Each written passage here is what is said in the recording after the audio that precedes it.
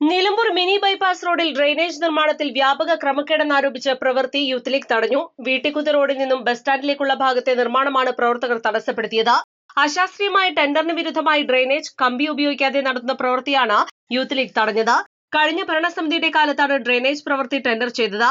1 metre ഉയരത്തിലും 49.9 metre നീളത്തിലും കമ്പി ഉപയോഗിച്ച് പ്രവൃത്തി നടത്തുന്നതിനാണ് സർക്കാർ ഏജൻസിയായ സിൽക്കിനെ ടെൻഡർ പ്രകാരം ഏൽപ്പിച്ചത്. സിൽക്ക് ഈ പ്രവൃത്തി നിലമ്പൂരിലെ കരാറുകാരന് സബ്ബായി നൽകുകയും ചെയ്തു. ഇതോടെയാണ് ടെൻഡറിന് വിരുദ്ധമായി 1 മീറ്റർ ഉയരം 60 സെന്റിമീറ്ററായി കുറയ്ക്കുകയും നീളം 49.9 മീറ്ററിൽ നിന്നും 24 മീറ്ററായി കൂട്ടുകയും ചെയ്തത്. നിലവിൽ 73.9 മീറ്റർ നീളത്തിലും 60 സെന്റിമീറ്റർ ഉയരത്തിലുമാണ് പ്രവൃത്തി നടത്തുന്നത്. കമ്പി ഒഴിവാക്കുന്നതോടെ ഡ്രെയിനേജിന്റെ ഉറപ്പ് ആശങ്ക ഉണ്ടാക്കും. നിലമ്പൂർ സ്റ്റാൻഡിലേക്ക് ചന്തക്കുന്ന് സ്റ്റാൻഡിൽ നിന്നുള്ള മുഴുവൻ ബസ്സുകളും എത്തുന്നത് ഈ റോഡിലൂടെയാണ്. ഇവിടെ റോഡ് സുരക്ഷ ഉറപ്പാക്കാനും മലിനജലം ഒഴുകിപ്പോകുന്നതിനുമാണ് 7,20,800 രൂപ ചെലവഴിച്ച് നഗരസഭ ഡ്രെയിനേജ് നിർമ്മിക്കുന്നത്.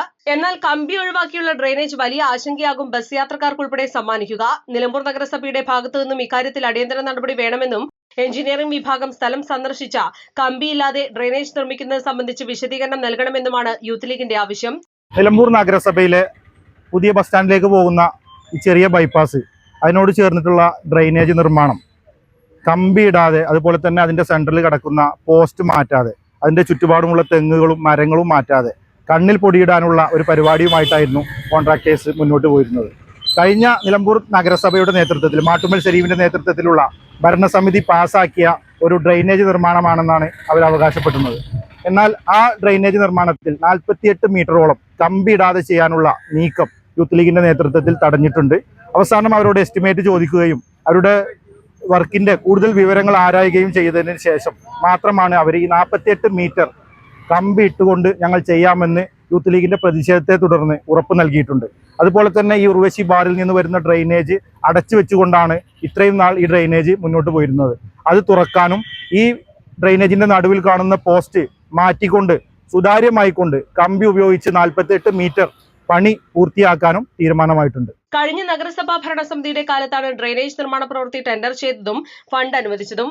കഴിഞ്ഞ ഭരണസമിതിയും കരാറുകാരനും തമ്മിലുള്ള അഡ്ജസ്റ്റ്മെന്റാണ് അശാസ്ത്രീയ നിർമ്മാണത്തിന് കാരണമെന്നും യൂത്ത് ലീഗ് ആരോപിക്കുന്നു. Youth league municipal committee president Wajid Palliyali, Shuhaib Muthu, Ajmal Bichu, Anoop Kilikkunnu Parambil എന്നിവർ നേതൃത്വം നൽകി. East live, Nilambur.